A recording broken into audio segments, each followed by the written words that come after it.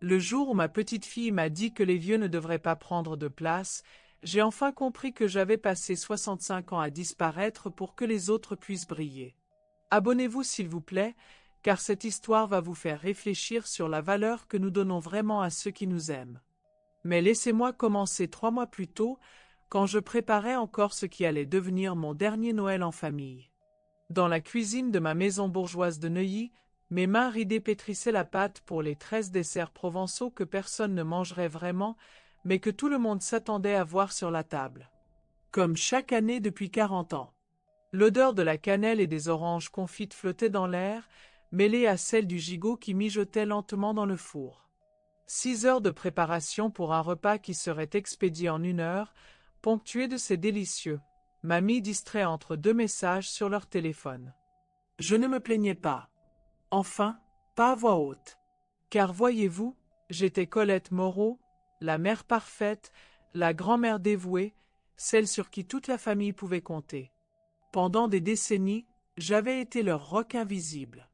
Quand mon fils aîné, Pierre, avait divorcé, c'est moi qui avais gardé mes petits-enfants tous les week-ends. Quand ma fille Sophie avait perdu son emploi, c'est mon livret d'épargne qui avait payé son loyer pendant 6 mois. Et quand ma petite fille Emma avait été acceptée à Sciences Po, c'est moi qui avais discrètement ouvert un compte d'épargne pour financer ses études, puisque ses parents étaient un peu justes cette année-là. 300 000 euros. C'est ce que j'avais économisé en secret pour elle, prélevant chaque mois sur ma retraite, vendant même discrètement quelques bijoux de ma mère. Emma ne le savait pas. Personne ne le savait. Ce matin-là, en polissant l'argenterie de ma grand-mère que je sortais uniquement pour les grandes occasions, j'ai senti cette sensation familière, l'impression d'être un fantôme dans ma propre maison. Les conversations s'arrêtaient quand j'entrais dans une pièce, non pas par respect, mais parce que ma présence semblait déranger le cours naturel de leurs échanges sur des sujets qui m'échappaient de plus en plus. Les nouvelles technologies, les influenceurs dont ils parlaient, leurs références que je ne comprenais pas. J'étais devenu l'arrière-plan de leur vie moderne. Mais ce soir-là, quelque chose d'inattendu allait se produire qui changerait tout. La famille était au complet. Pierre avec sa nouvelle compagne Valérie, Sophie et son mari Julien, et bien sûr Emma, ma petite fille de 20 ans aux cheveux roses et aux opinions tranchées sur tout. Le repas se déroulait normalement. C'est-à-dire dans une cacophonie de conversations parallèles où mes tentatives d'intervention étaient poliment ignorées. J'avais remarqué qu'Emma semblait particulièrement agitée ce soir-là. Elle pianotait sur son téléphone avec cette frénésie caractéristique de sa génération, soupirant bruyamment à intervalles réguliers. Quand je lui ai demandé si tout allait bien, elle a levé les yeux vers moi avec cette expression que je ne lui connaissais pas. Quelque chose entre l'exaspération et le mépris. « Mamie, tu pourrais pas arrêter de me surveiller comme ça? C'est étouffant. » Le silence s'est installé autour de la table. Pas le bon silence, celui qui précède une réconciliation, mais ce silence gêné qui accompagne les moments où quelqu'un dépasse les bornes sans que personne n'ose le dire. J'ai souri. Ce sourire automatique que j'avais perfectionné au fil des années, celui qui absorbait les pics et lissait les tensions familiales. Je m'inquiète juste pour toi, ma chérie. Justement, a-t-elle continué, et j'ai senti que quelque chose de définitif allait se jouer dans les mots qui suivaient. Tu t'inquiètes et trop. Tu poses trop de questions. Tu prends trop de place, en fait. Les vieux, ils devraient comprendre quand il faut se retirer, non. Les vieux. Les mots ont résonné dans le silence de la salle à manger comme une gifle. J'ai regardé autour de la table, cherchant une réaction, un geste de désapprobation, quelqu'un pour dire que c'était inacceptable. Pierre fixait son assiette. Sophie tripotait sa serviette. Julien s'était subitement passionné pour l'étiquette de la bouteille de vin. Même Valérie, pourtant si prompte à donner son avis d'ordinaire, semblait fascinée par le motif de la nappe. Personne n'allait prendre ma défense.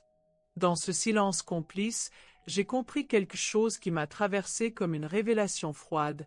Ils étaient tous d'accord avec elle. Peut-être pas avec la brutalité de ses mots, mais avec le fond. J'étais devenue encombrante. Un vestige du passé qui s'accrochait à une époque où les grands-mères avaient encore leur place au cœur des familles. J'ai posé ma serviette avec une précision chirurgicale. Mes gestes étaient d'une lenteur calculée, comme si je voulais graver ce moment dans ma mémoire. Je me suis levé, et pour la première fois depuis des années, tous les regards étaient tournés vers moi. « Excusez-moi » ai-je dit d'une voix que je ne reconnaissais pas moi-même. Trop calme. Trop maîtrisée. Je crois que je vais me retirer. Et je suis sorti. Pas comme une victime blessée, mais comme quelqu'un qui venait enfin de comprendre les règles d'un jeu qu'elle jouait depuis trop longtemps. Dans l'entrée, j'ai pris mon manteau en cachemire, celui que Robert m'avait offert pour nos 25 ans de mariage. Mes doigts ont effleuré la broche en or qu'il m'avait donnée pour la naissance de Pierre. Des souvenirs d'une époque où j'étais encore vue, encore désirée, encore nécessaire. La porte s'est refermée derrière moi avec un déclic définitif. Les jours suivants ont été d'une clarté surprenante. Comme si les mots d'Emma avaient agi comme un révélateur, développant soudain une image que je refusais de voir depuis des années.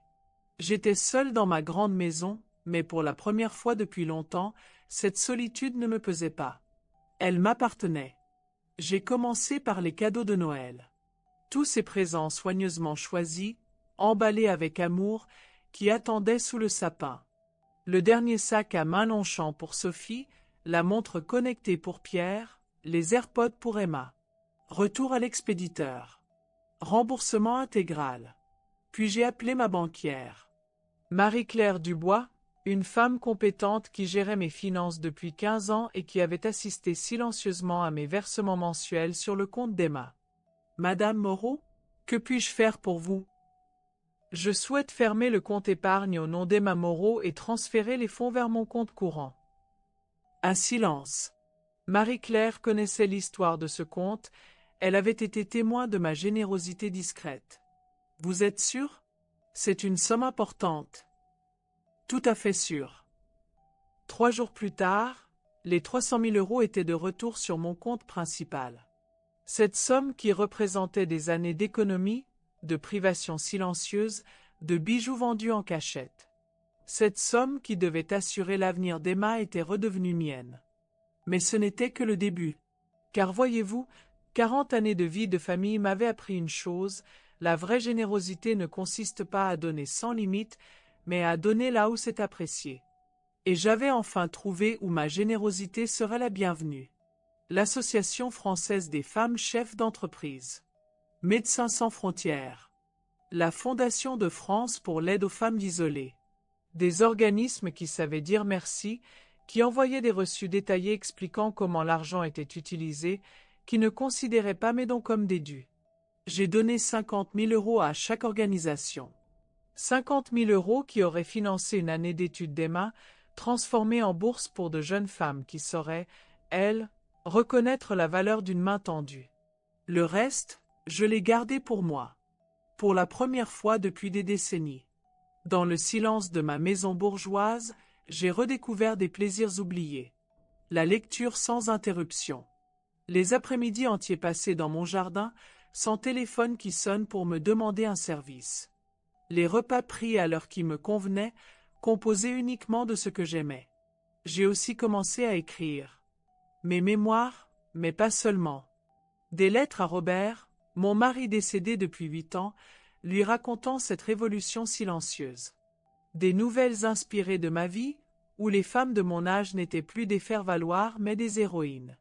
Des textes où l'expérience était une richesse, où les rides racontaient des histoires dignes d'être entendues. 3 semaines exactement après le dîner de Noël, Sophie a sonné à ma porte. Je l'ai vue à travers le Judas, cheveux détachés, sans maquillage, cette expression coupable que je lui connaissais depuis l'enfance quand elle venait s'excuser après une bêtise. Mais cette fois, la bêtise n'était pas la sienne. « Maman ?» J'ai ouvert la porte, mais je ne l'ai pas invitée à entrer immédiatement. Je voulais savourer ce moment où, pour une fois, c'était elle qui venait vers moi. « Sophie. Est-ce qu'on peut parler ?» Dans le salon, elle s'est assise sur le bord du fauteuil, comme une visiteuse incertaine de son accueil. Moi, j'ai pris place dans mon fauteuil habituel, celui d'où j'avais coordonné des années de logistique familiale, mais cette fois avec une autorité nouvelle. Emma regrette ce qu'elle a dit. Elle était stressée par ses examens, elle. Non. Le mot est sorti avec une fermeté qui nous a surprises toutes les deux. Non, Sophie. Emma ne regrettait rien sur le moment. Elle a dit exactement ce qu'elle pensait. Et toi, et Pierre, et Julien, et Valérie, vous étiez d'accord avec elle. Votre silence l'a prouvé. Les larmes ont commencé à couler sur les joues de ma fille. Pas les larmes de crocodile qu'elle utilisait parfois pour obtenir ce qu'elle voulait, mais ces pleurs vrais, profonds, qui venaient du ventre. Maman, on ne savait pas quoi dire. C'était tellement inattendu, tellement vrai. Elle a baissé les yeux. Dans ce geste, j'ai lu tout l'aveu dont j'avais besoin. 2 jours plus tard, c'est Emma qui s'est présentée à ma porte. 20 ans, les cheveux roses toujours, mais quelque chose de différent dans le regard. Quelque chose qui ressemblait à de la maturité forcée. Grand-mère, je peux entrer. Grand-mère. Plus mamie. Intéressant. Je l'ai fait asseoir dans le même salon, mais cette fois, j'ai servi le thé dans mes tasses en porcelaine de Limoges, celles que je réservais aux grandes occasions. Parce que, d'une certaine manière, c'en était une. Je suis venue m'excuser, a-t-elle commencé, les mots sortant en rafale comme si elle les avait répétés. Ce que j'ai dit était horrible. Inacceptable. Je ne le pensais pas vraiment. Je l'ai laissé finir son laïus préparé, sirotant mon thé avec une patience nouvelle. Quand le silence s'est installé, j'ai posé ma tasse avec précision. Emma, as-tu une idée de ce que j'ai fait pour toi ces 20 dernières années? Elle a cligné des yeux, déstabilisée par ma question. Eh bien, tu as été une grand-mère formidable. Tu as toujours été là, tu. Non. Concrètement, as-tu une idée des sacrifices financiers que j'ai faits pour ta famille? Pour ton avenir? Son visage s'est fermé. Emma n'aimait pas les leçons de morale, surtout quand elles concernaient l'argent. J'avais ouvert un compte épargne pour tes études. 300 000 euros, économisés centime par centime depuis ta naissance. Je l'ai fermé il y a un mois. Le choc s'est peint sur son visage comme une révélation en accéléré. 300 000 euros. Une somme qui représentait son indépendance financière, ses projets d'avenir, sa sécurité. Une somme qui venait de disparaître. Tu as fait quoi? J'ai donné cet argent à des associations qui aident de jeunes femmes à construire leur avenir. Des femmes qui, j'imagine, sauront apprécier qu'on leur tende la main. Emma s'est effondrée dans le fauteuil, réalisant soudain l'ampleur de ce qu'elle avait perdu en quelques mots prononcés un soir de Noël. Mais voyez-vous, ma révolution silencieuse ne s'arrêtait pas à la punition. Elle s'étendait à la reconstruction. Cependant, ai-je continué, j'ai fondé une bourse d'études au nom de ton grand-père Robert. Une bourse qui aidera chaque année une jeune femme méritante à financer ses études supérieures. La première récipiendaire s'appelle Amina. Elle étudie la médecine, comme ton grand-père l'aurait voulu. Elle m'a écrit une lettre de 3 pages pour me remercier. 3 pages où elle détaillait comment cette aide allait changer sa vie. Le message était clair, la reconnaissance existe, mais elle doit être méritée. Les mois qui ont suivi ont redessiné notre dynamique familiale. Sophie m'appelait désormais avant de venir, me demandant si cela me convenait. Pierre avait cessé ses demandes d'aide financière déguisées. Emma, quant à elle, avait trouvé un job étudiant et semblait avoir découvert la valeur de l'effort personnel. J'avais posé mes limites, et elles étaient respectées. Dans mon jardin de Neuilly, entre mes rosiers centenaires et mes pivoines, j'ai retrouvé qui j'étais avant de devenir la mère et la grand-mère de service. Colette Moreau. Pas seulement un appendice familial, mais une femme avec ses propres désirs, ses propres projets, sa propre valeur. L'après-midi où j'ai reçu la première lettre d'Amina, la boursière de la Fondation Robert Moreau, j'ai compris que ma révolution avait réussi.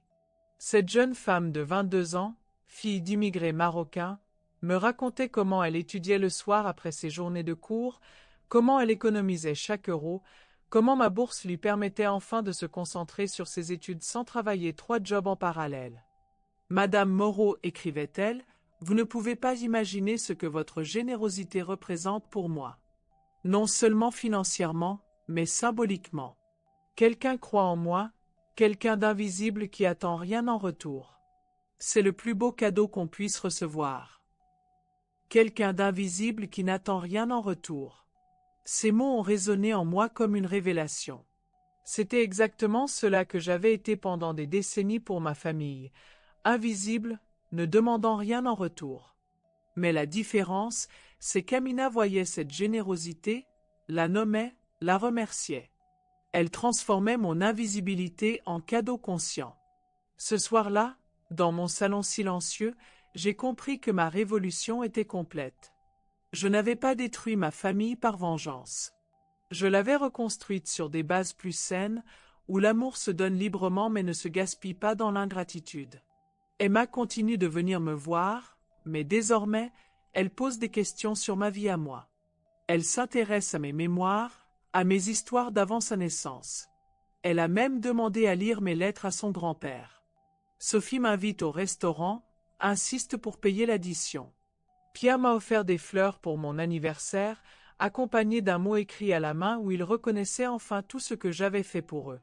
Quant à moi, je continue d'écrire, de jardiner et de recevoir des lettres d'Amina qui me raconte ses progrès en médecine. Bientôt, elle sera docteure. Et elle saura que derrière son diplôme, il y a l'amour d'une grand-mère qui a appris que la vraie générosité commence par le respect de soi. Dans mon jardin de Neuilly, entre mes rosiers et mes souvenirs, j'ai 65 ans et toute la vie devant moi.